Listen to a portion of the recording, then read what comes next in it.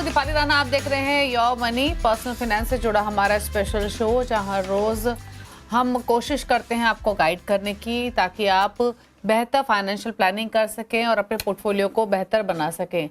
और आज भी हम आपकी तमाम क्वेरीज को शो में शामिल करेंगे। हमारे साथ आज के एक्सपर्ट मौजूद रहेंगे आपको आपके पोर्टफोलियो को रिव्यू करने के लिए। लेकिन पहले बता देते हैं आपको तरीका शो में पार्टिसिपेट करने का। आप अपने क्वेश्चंस हमें वेरियस प्लेटफॉर्म्स के थ्रू भेज सकते हैं, ईमेल के थ्रू, व्हाट्सएप के थ्रू या सोशल मीडिया प्लेटफॉर्म्स के थ्रू। नोट कीजिए तरीका कैसे पार्टिसिपेट कर सकते हैं। आप ईमेल के थ्रू अपने सवाल भेजिए yourmoney@nw18.com। व्हाट्सएप नंबर है 7045220000। फेसबुक, ट्विटर पर जाइए और #AskAwaz योर मनी लिखकर अपने सवाल हमें लिख भेजिए। तो यह है तरीका शो में पार्टिसिपेट करने का। और आज हमारे साथ है फिनसेफ इंडिया की फाउंडर और डायरेक्टर मृन अग्रवाल। मृन, नमस्कार, स्वागत है आपका। और क्वेरीज लेंगे उससे पहले आज हम चर्चा करेंगे क्वांट फंड्स की। एग्जैक्टली क्वांट फंड्स होते क्या हैं, क्या ग्रोथ अपॉर्चुनिटीज हैं, इस कैटेगरी में इन्वेस्ट करना चाहिए या फिर नहीं, एडवांटेजेस, रिस्क, लिमिटेशंस क्या है, हर पर्सपेक्टिव से समझेंगे। लेकिन पहले बताइए मृन, ये एग्जैक्टली होते क्या हैं? नमस्ते दीपाली। सबसे पहले अगर हम क्वांट फंड्स के बारे में बात करते हैं तो ये एक्चुअली पार्ट एक्टिव और पार्ट पैसिव फंड्स होते हैं। जैसे कि हम सब जानते हैं कि जो पैसिव फंड्स वो इंडेक्स फंड्स होते हैं या ईटीएफ्स होते हैं, जिसमें fund manager basically mirrors the index.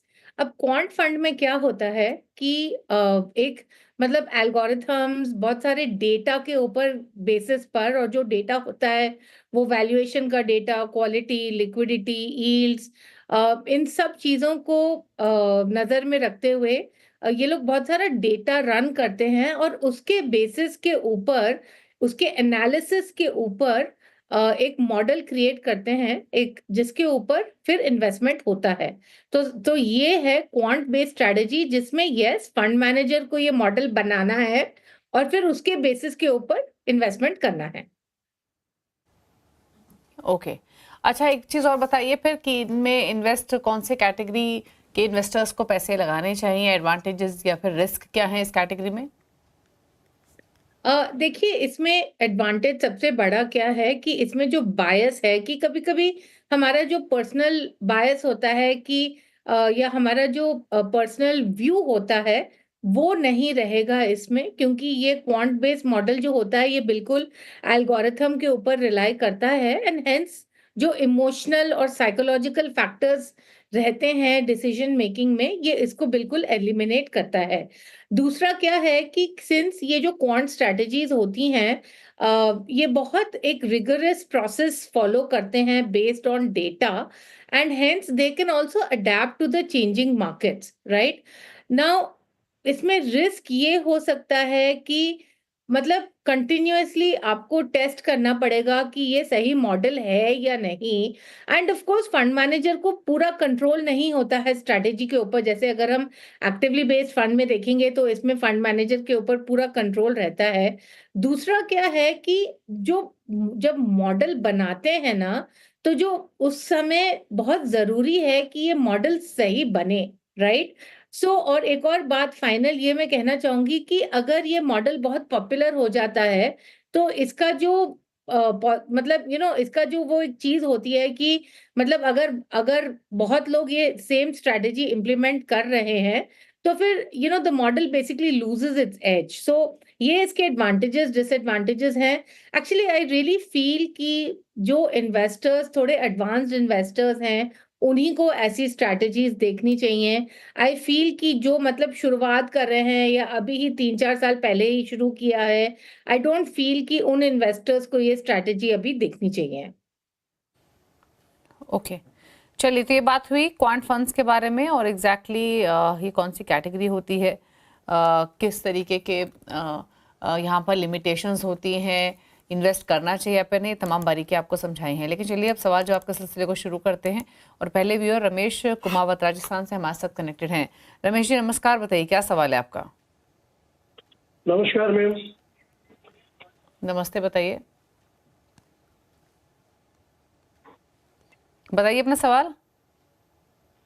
Ma'am, मैंने जो आपको पोर्टफोलियो भेजा है जी, इसके बारे में बताएं मुझे। इसमें मैंने ये फंड जो ले रखे हैं। हेलो।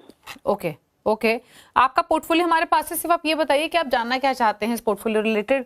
ऑफ कोर्स जो फंड्स आपने चुने हैं उनको लेकर तो आप रिव्यू करना ही चाहते होंगे, बट उसके अलावा कोई और सवाल है आपका? नहीं, बस मैम इसी में से किसमें कंटिन्यू करना है, किसमें चेंज करना है, ये बताइए जरा मुझे। ओके पूछ लेते हैं। पहले मैं इनका पोर्टफोलियो बता देती हूँ। Mahindra Manulife multi cap 4000 per month 2000 each डाल रहे हैं। मेरे ख्याल से 8 फंड्स हैं इनके पास जहां पर 2-2000 ईच डाल रहे हैं। ICC pru flexi cap, UTI flexi cap, HDFC mid cap, HDFC focus 30, UTI large cap, UTI mid cap, SBI PSU direct, ये फंड्स हैं इनके पास जहां पर फंड कैटेगरीज भी ओवरलैप कर रही हैं और फंड हाउसेस भी। 7 लाख के इनके एग्जिस्टिंग पोर्टफोलियो की वैल्यू है। टोटल एसआईपी 18,000 और 15 साल में 1 करोड़, 20 साल में 2 करोड़ का लक्ष्य है। बताइए। तो सबसे पहले एक करोड़ रुपए जो अभी है वो 15 साल के बाद करीब 2.5 करोड़ हो जाएगा, और जो 2 करोड़ रुपए है वो 20 साल के बाद करीब 6.5 करोड़ हो जाएगा, राइट? तो इसके लिए इन दोनों गोल्स को मीट करने के लिए करीब आपको महीने में 1 लाख रुपए का निवेश करना है।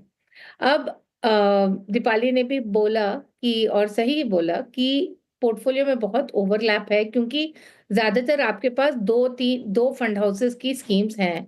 तो जगह अगर हम देखते हैं ना, जो आपके पास है, for example UTI and Mahindra Manu में आपका 29% ओवरलैप है, और between ICICI and UTI flexi cap आपका 30% ओवरलैप है। इसका मतलब ये है कि 30% ऑफ द पोर्टफोलियो दोनों फंड्स के सेम है। तो इसका मतलब ये होता है कि आपको डाइवर्सिफिकेशन नहीं मिल रहा है। अगर आप अपने मिड कैप फंड्स को भी देख रहे हैं, जैसे यूटीआई और एचडीएफसी, इसमें भी करीब 25% का ओवरलैप है। और अगर हम देखते हैं तो UTI large cap and mid cap में 38% का ओवरलैप है। तो बेसिकली आपको डाइवर्सिफिकेशन नहीं मिल रहा है इस पोर्टफोलियो में। और मैं ये सभी को बताना चाहूंगी, देखिए, diversification is very important to reduce the risk, and ना ही हमें सब category like large mid small cap में डाइवर्सिफाई करना है, हमें फंड हाउसेस में भी डाइवर्सिफाई करना चाहिए। तो सबसे पहले तो जो आपका यूटीआई फ्लेक्सी कैप और ये महिंद्रा मनुलाइफ फ्लेक्सी कैप है, उसमें से आप निकलकर ये पूरा अमाउंट आप आईसीआईसीआई फ्लेक्सी कैप में डाल सकते हैं। फर्दर ऑल्सो जो सिप का अमाउंट आप कर रहे थे, ये आप आईसीआईसीआई फ्लेक्सी कैप में कर सकते हैं। जो यूटीआई मिड कैप है वो आप एचडीएफसी मिड कैप में मूव कर दीजिए।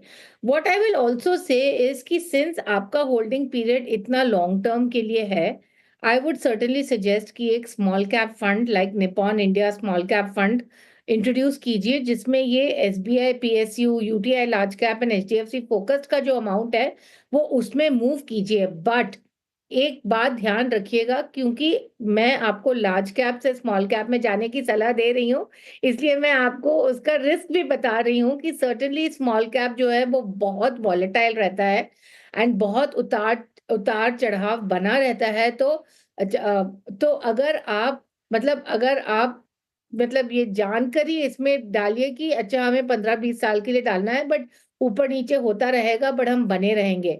अगर आपको लगता है कि नहीं ये सब बहुत मुश्किल लग रहा है मुझे, तो फिर आप लार्ज कैप में ही रहिए, फिर आप ये स्मॉल कैप में मत लीजिए। बट सिंस आपका गोल इतना है और जो अमाउंट आप इन्वेस्ट कर रहे हैं और जो आपको इन्वेस्ट करना है उसमें इतना फर्क है, इसीलिए मैं सजेस्ट कर रही हूँ कि आप स्मॉल कैप में जाइए, but only if you can take the risk and the volatility.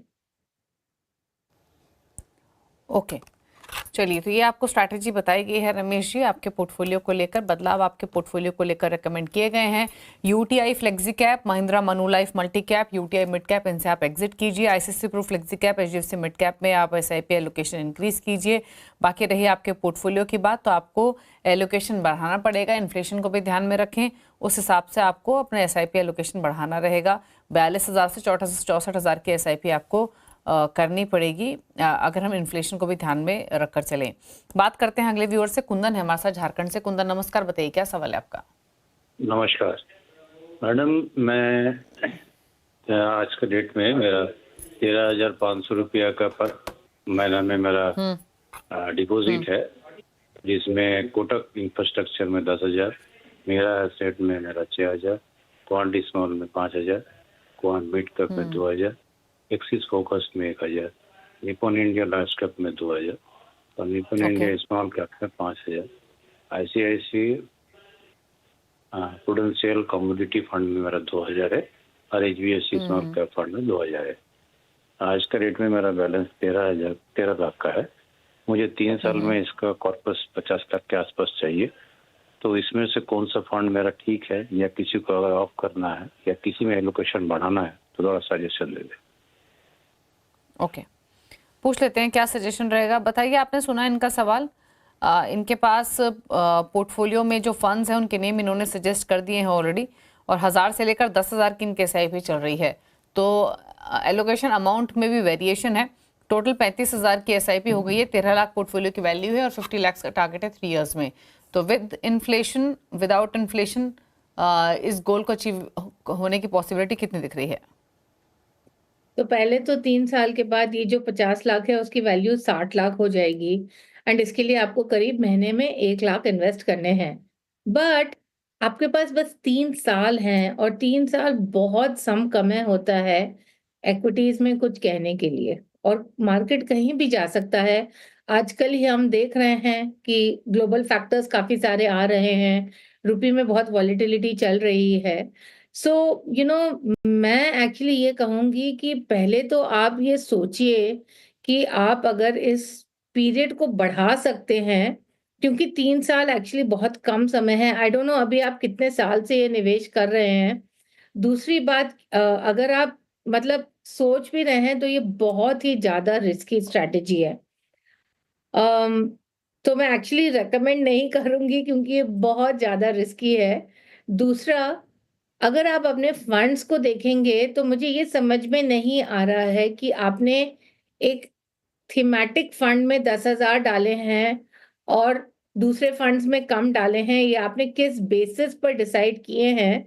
But बहुत सारे, जब भी मैं आई हूँ शोज में, एंड आई एम श्योर दूसरे भी जो एक्सपर्ट्स आए हैं, उन्होंने हर समय ये ही बोला है कि thematic funds is not a good idea.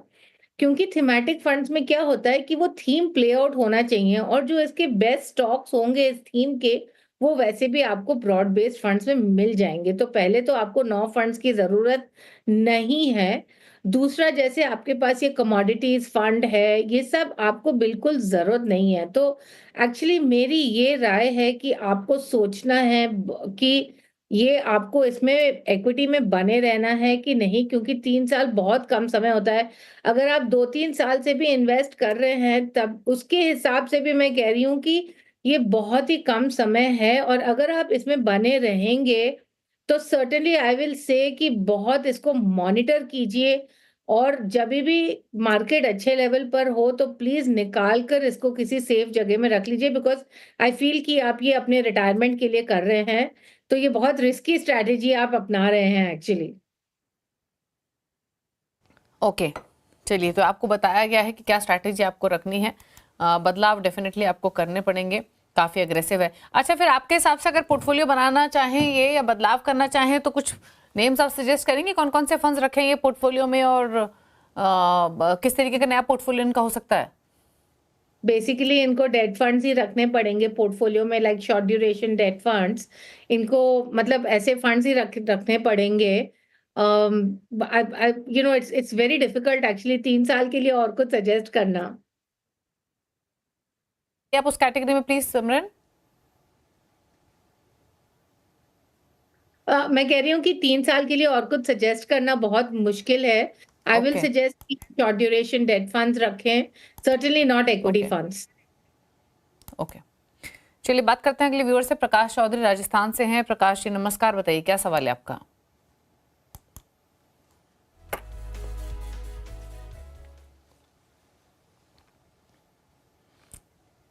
चलिए इनसे बातचीत करेंगे।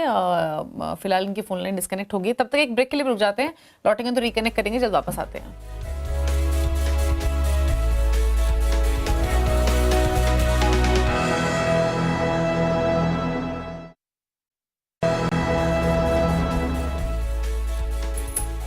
आप देख रहे हैं योर मनी। मरण हमारे साथ बनी अभी क्वेरीज को आंसर करने के लिए बात करते हैं कुछ और व्यूअर से। प्रकाश चौधरी राजस्थान से हमारे साथ अब कनेक्टेड हैं। प्रकाश जी नमस्कार, बताइए क्या सवाल है आपका? नमस्ते मैडम। सर मैंने मैडम अलग अलग म्यूचुअल फंड में कर रखा है। ICICI में 2,000 रुपए, कोटेक फोकस इक्विटी में 2,000, कोटेक म्यूचुअल फंड में 2,000, कोटेक टेक्नोलॉजी फंड में 2,000, मोतीलाल ओसवाल का मिड कैप में 2,000, मोतीलाल का स्मॉल कैप में 2,000, मिराय एसेट मिड कैप में 2,000 और महिंद्रा मैन्युलाइफ स्मॉल कैप में 2,000। ओके, 9 फंड्स है टोटल आपके पास। हाँ मैडम। 2000 ईच आप डाल रहे हैं। बताइए क्या जानना चाहते हैं? मैं मैडम 15 साल में मैं 1 करोड़ का पर्पज है मेरा। ओके, तो इसमें मैं कुछ कौन से फिलहाल कितनी आपके पोर्टफोलियो की वैल्यू? 6 लाख रुपए के करीब है मैडम मेरे पोर्टफोलियो की वैल्यू। ओके, तो 15 साल लेके चल लेते हैं। 15 साल में 1 करोड़ का लक्ष्य है, 6 लाख पोर्टफोलियो की वैल्यू है, 18,000 की एसआईपी, 9 फंड्स है टोटल, 2,000 ईच डाल रहे हैं ये हर फंड में। फंड्स के नाम इन्होंने बताया। इमरान बताइए क्या सजेशन? तो सबसे पहले तो 1 करोड़ की वैल्यू आफ्टर 15 इयर्स 2.3 करोड़, जिसके लिए आपको करीब 40,000 महीने के डालने पड़ेंगे, assuming 12% return. End of course हमने इनटू अकाउंट लिया है जो आपका ऑलरेडी 6 लाख का इन्वेस्टमेंट है। अब अगर आप हम फंड्स में देखते हैं तो बहुत again concentrated in 2-3 fund houses and बहुत ज्यादा ओवरलैप है। मतलब आपका between ICICI flexi cap and Kotak focus में 48% ओवरलैप है। Between Kotak Focused and Kotak Multi Cap, there is 22% overlap. And between Mire and Motilal Mid Cap, there is 20% overlap. तो आपके portfolio में बहुत ज्यादा ओवरलैप है। Again, I do not recommend sector fund, जैसे आपके पास टेक्नोलॉजी फंड है, आपको इतना कॉन्सेंट्रेटेड फंड लेने की जरूरत नहीं है। सो what I will suggest is कि एक मल्टी कैप फंड रखिए। तो जो ये आईसीआईसीआई ब्लू चिप और ये जो कोटक फोकस इक्विटी है, इसमें ज्यादा लार्ज कैप का फोकस है। I will suggest you move it to multi cap, क्योंकि मल्टी कैप में आपको basically large mid small cap तीनों का एक्सपोजर मिल जाता है। अगर आप चाहते हैं कि मुझे बस लार्ज कैप का एक्सपोजर चाहिए, तो जो Kotak focused and Kotak multi cap है वो आप आईसीआईसीआई ब्लू चिप में डाल दीजिए। नाउ सेकंड, जो Kotak technology and Motilal mid cap है वो आप मेरे मिड कैप में मूव कर दीजिए। एंड जो स्मॉल कैप स्पेस में आपके पास महिंद्रा मनु स्मॉल कैप है and DSP small cap, so again I will suggest कि you exit Mahindra Manulife small cap and invest in DSP small cap. so इस तरह से क्या होगा ना, आपका पोर्टफोलियो 9 फंड से 3-4 फंड हो जाएगा, जो बिल्कुल काफी है। इससे ज्यादा एंड ज्यादातर मैं देख रही हूँ कि जो व्यूअर्स कॉल कर रहे हैं उनके पास सब 8, 9, 10 फंड्स हैं। ऑनेस्टली इतनी फंड्स की आपको जरूरत नहीं है। व्हाट इज इम्पोर्टेंट इज कि आप सही फंड में एसआईपी कर रहे हैं, नॉट कि किसी भी फंड में हम एसआईपी कर रहे हैं। तो मृन यानी इनके पास 4 फंड्स इनके पास रहेंगे तो काफी होगा, जिसमें आपने बताया मेरे asset mid cap, DSP small cap, Kotak multi cap और एक आईसीआईसीआई प्रू ब्लू चिप। ये 4 फंड्स रखें और इक्वल अमाउंट डिवाइड कर लें 18,000 का in each fund. Yes yes. अच्छा, दूसरा ये कि अगर इन्होंने इन्फ्लेशन को ध्यान में रख के अपना टारगेट डिसाइड किया है 1 करोड़ का, तो उस स्थिति में कितने एसआईपी एलोकेशन काफी होगा? करीब 40,000 महीने का। नहीं, 40,000 महीने का आपने तब बताया जब 2.5 करोड़ का लक्ष्य इनको हासिल करना होगा आफ्टर 15 इयर्स। हाँ। अगर हम इन्फ्लेशन को ध्यान, अगर इन्होंने इन्फ्लेशन काउंट करके 1 करोड़ का टारगेट रखा है तो तो इससे तो ऑफ कोर्स बहुत कम हो जाएगा, मतलब करीब 20,000, 20-25,000 हो जाएगा। But honestly I think it's very important कि हम ज्यादा ही लेके चलें टारगेट। ठीक है। तो अगर आपने इन्फ्लेशन को ध्यान में रखा है ये पोर्टफोलियो, तो आपका एसआईपी अमाउंट काफी होगा। अगर नहीं रखा है तो एसआईपी एलोकेशन बढ़ाइए जैसे मृन ने बताया, और आपका पोर्टफोलियो 9 फंड्स की जरूरत नहीं है, 4 फंड्स ही काफी है। कौन से फंड्स है अभी भी मेंशन किए गए। मुकेश से बात करते हैं, मध्य प्रदेश से हमारे साथ कनेक्टेड है। मुकेश जी नमस्कार, बताइए सवाल।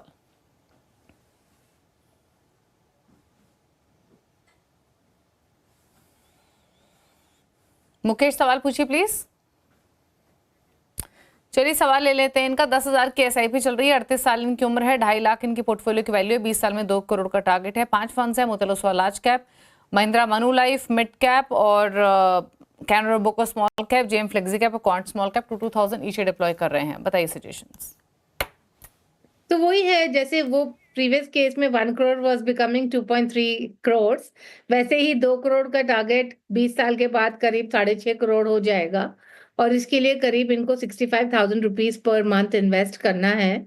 तो अगेन वाइल इनके पास फंड्स कम है, बट अगेन वही ओवरलैप की बहुत प्रॉब्लम है।